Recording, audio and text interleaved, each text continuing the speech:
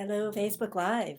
This is Sandra Lee with miracleinspirations.com, the Breathe Life's Inspirations blog, and the Your Health on Stress and What You Can Do weekly video blog I've been doing. Talking about Ask Me Anything about food and eating.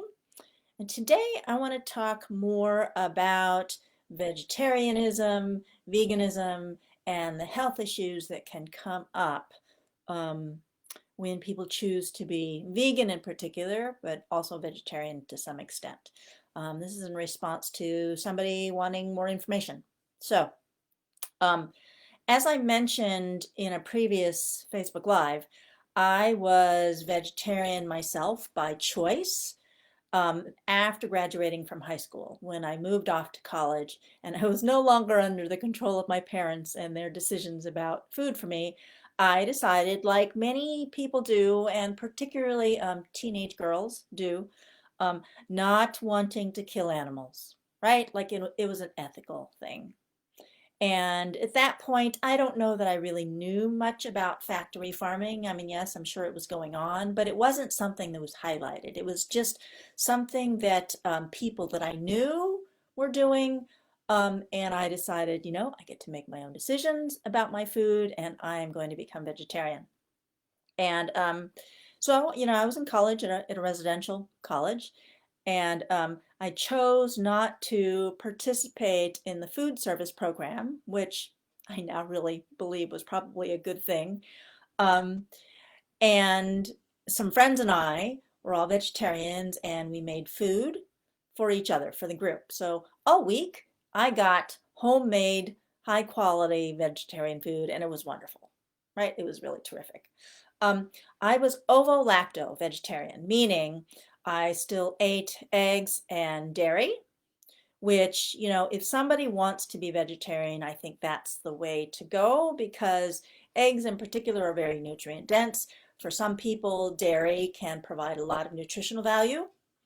And so it's possible, I would say, to get all the nutrients you need on a vegetarian diet. Now, no longer being in that way of eating, I think there are concerns and particular attention that needs to be paid to making sure you get the nutrients and the nutrient density that you need, but I think it's possible.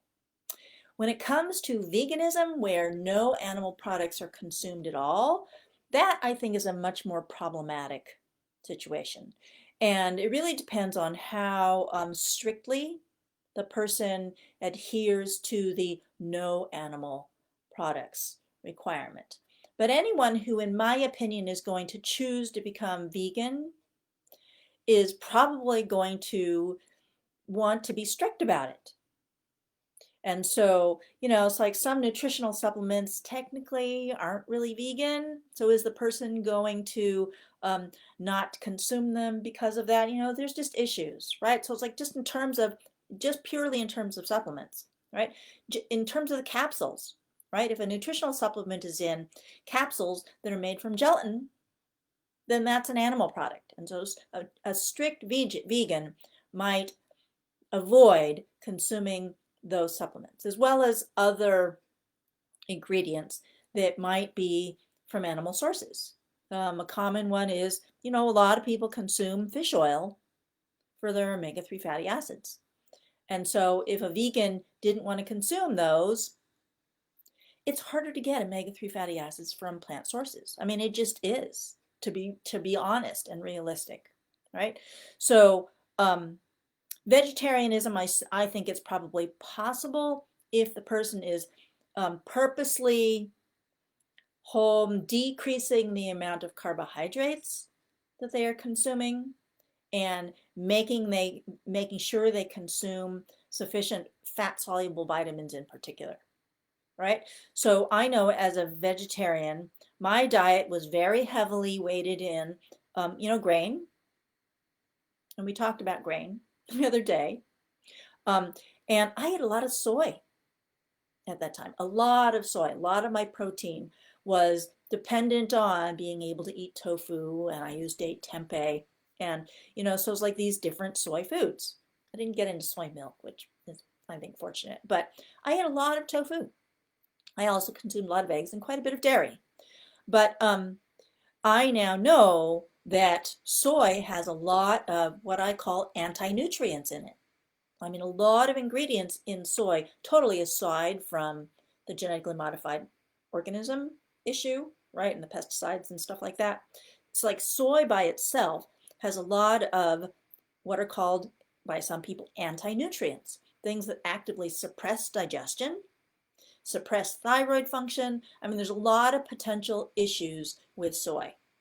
One reason why people are recommended to consume soy is to help balance their hormones because of the phytoestrogens in soy. What they don't tell you is our bodies don't actually use the phytoestrogens from soy in the way that our bodies would use natural, like animal-derived animal-derived estrogens, right? So you have these phytoestrogens that is recommended that we consume, and I suppose some people might experience a little bit of improvement of symptoms from taking them, but what is not really told to us in those, by those people who are recommending consuming soy is the potential hormone damages, the hormone problems that are caused by consuming all of these non-animal, non-human phytoestrogens. So it's like it can contribute to something called estrogen dominance, where you have too many of these estrogenic compounds in the body, but at the same time, they're not serving the function that those estrogens would normally serve when made by our bodies. So it contributes to estrogen dominance imbalances while not actually helping the body's estrogenic functions. So the reliance on soy in the vegetarian diet, to me, causes a problem. I mean, I used to go and buy edamame, which is soybeans in the pod, and I used to cook them and eat them by the bag, right? Eat the whole package myself at one sitting. So it's a tremendous amount of soy and soy estrogens, and now I know there were probably chemicals on it, that are being consumed. And so looking at the potential imbalances that come about through consuming that kind of diet. Even if I am consuming eggs for all the nutrients that are in eggs, we talked about a couple of days ago, and dairy, which I haven't talked about dairy, but I might at some point. So I think it's possible to get all of the nutrients that are needed, but it's difficult as a vegetarian. So fat-soluble vitamins in particular are what are really limited in plant sources. So vitamins A, vitamin D, vitamin E, vitamin K2 are the fat-soluble vitamins that are the biggest issues for vegetarians. And then we have vitamin B12, which is not really a fat-soluble vitamin, but I don't think it's fat-soluble. I think it's water-soluble, but it is something that vegetarians need to supplement because it's something that most people get from animal foods, right? So, but vitamin B12 is relatively easy to supplement, and I believe it's vegan. So the sources of vitamin B12 that you can get in a tablet are vegan. But then you also have issues with, is the form of vitamin B12 that a lot of vegetarians are eating, is it the form of B12 that the body uses? So a lot of B12 supplements are cyanocobalamin. And cyanocobalamin is not the form that our bodies use. The body needs to convert the cyanocobalamin to methylcobalamin because methylcobalamin is the natural body functional form of vitamin B12. Some people are able to readily convert cyanocobalamin to methylcobalamin, but some people are not. So there are some vegetarians who may be consuming cyanocobalamin thinking that they are getting the B12 that their bodies need, and they're depleting their bodies of this vital nutrient because their bodies are not able to convert the cyanocobalamin to methylcobalamin. So if you choose to be vegetarian and you are supplementing with vitamin B12, be aware that it may be necessary for you to supplement with methylcobalamin instead of cyanocobalamin. And there's a lot of, nervous system issues and metabolism, all sorts of different things that are affected by people who don't have enough vitamin B12. And there are a lot of physicians who can give you like B12 injections. That's a pretty common thing for people to get, even if people are meat eaters. There are people who are deficient in B12 and wind up supplementing in that way. So just be aware to pay attention to the form of the B12 that you're getting if you're vegetarian. And there are DNA tests that can help you know if you have DNA SNPs, DNA variations, genetic variations that make it that your body actually needs to take methyl B12 instead of cyanocobalamin, right? So just to know that that's an issue for many vegetarians, even if they are eating the eggs and all that stuff because they're not getting enough B12. But now let's talk about vegan, because the nutritional issues and the health issues are more intense if people are choosing to be vegan. And I learned a lot about this when I read a book, came out quite a few years ago by Lierre Keith, and it's called The Vegetarian Myth. I'm not going to try to spell her name for you, but if you search for The Vegetarian Myth, you'll be able to find the book. Okay? And so this is what really highlighted to me the damage that can be done by consuming a vegan diet. At the time that I read it, I had already gone back to eating meat. I wasn't doing the intermittent fasting and the stuff that I do now, but I was certainly back to eating meat, quite a while before reading The Vegetarian Myth.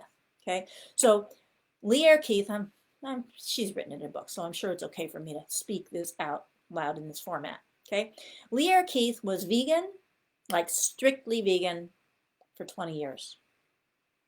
And she was symptomatic as a vegan for almost that whole time. She stayed vegan for that 2 decades because she was very strongly ethically motivated. She was just insistent that eating meat was wrong and that she wasn't going to do it. But she was symptomatic almost from the beginning. So I said the other day when I was talking about this a little bit that part of what happens when you switch from being a meat eater to being vegan, okay, vegetarian as well, but it's more of an issue with vegan, okay, is you take the nutrients that your body has accumulated over time, right? So it's like throughout a lifetime of being a meat eater, right, however many years that is, you are storing away fat-soluble vitamins that your body has consumed but not needed right now.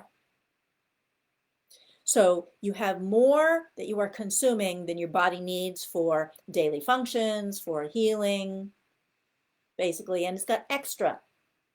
And so fat-soluble vitamins, when your body has more than it needs, it's able to store them for later use. So, when people say they switched to being vegetarian, right, and they felt great, which is true. When people switch from standard American or even, relatively healthy meat-eating diets, right? When you clean up your diet by going to mostly vegetables, right, you have a healing response, a cleansing response. And that feels great. And I agree, right? That felt great to me too, right? I felt healthier than I had ever felt in my life. And I thought, I'm going to be this way vegetarian for the rest of my life because it feels so good.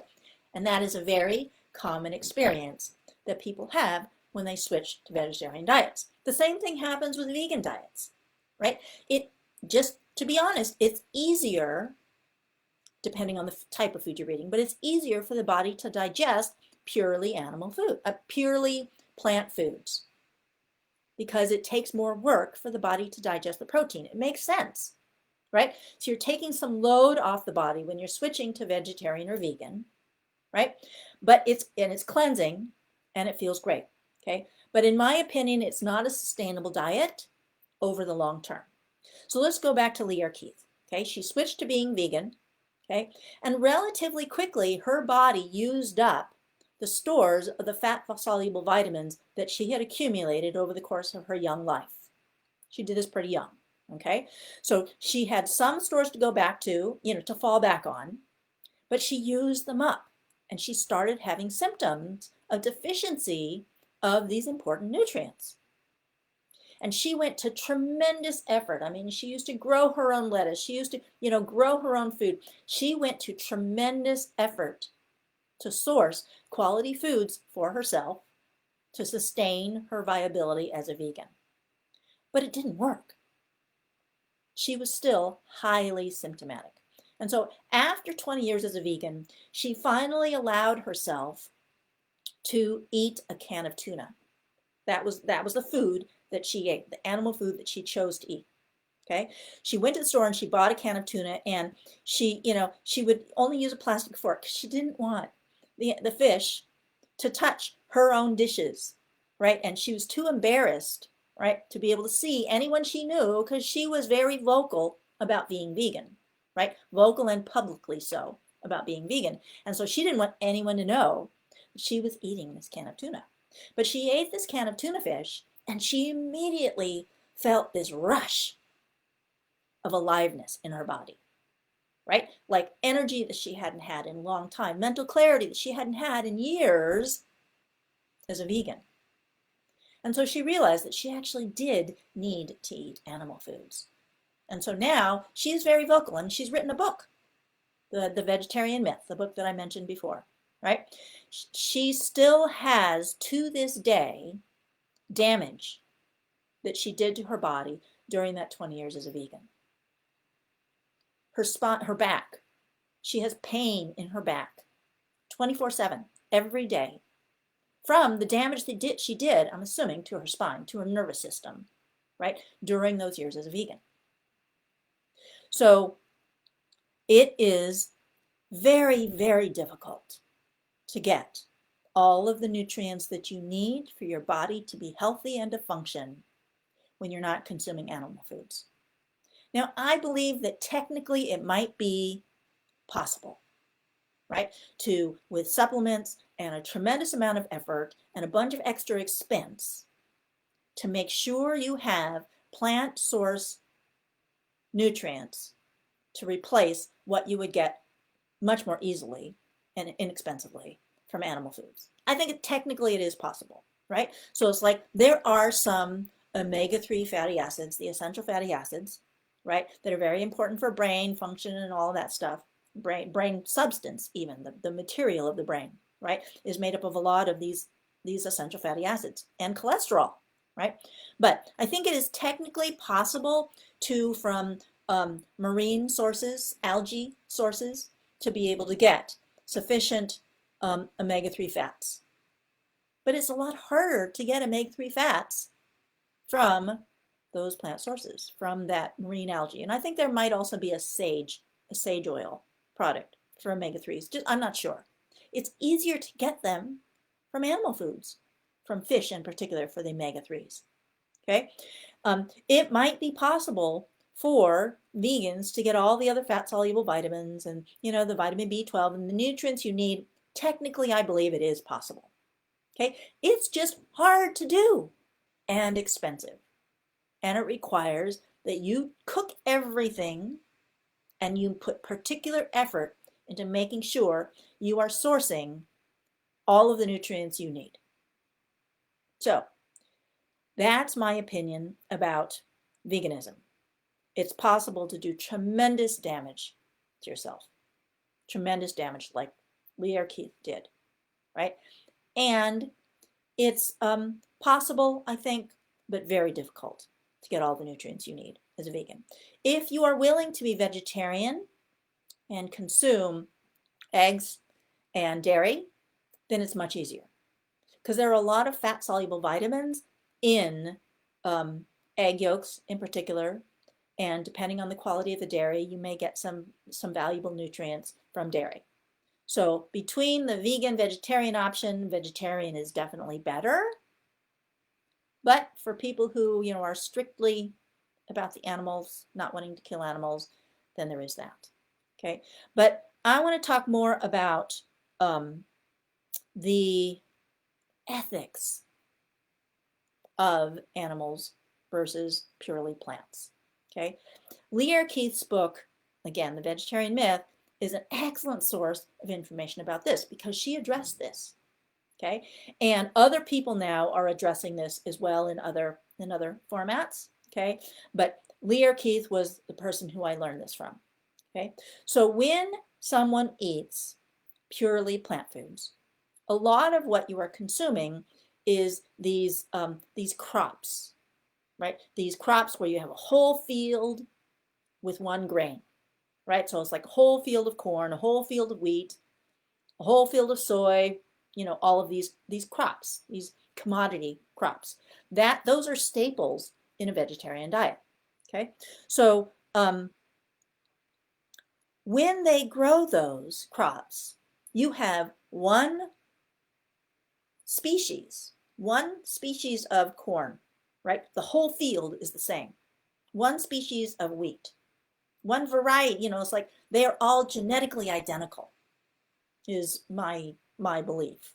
Okay, you don't even have variety in that field of different kinds of wheat, different kinds of corn. They are all the same.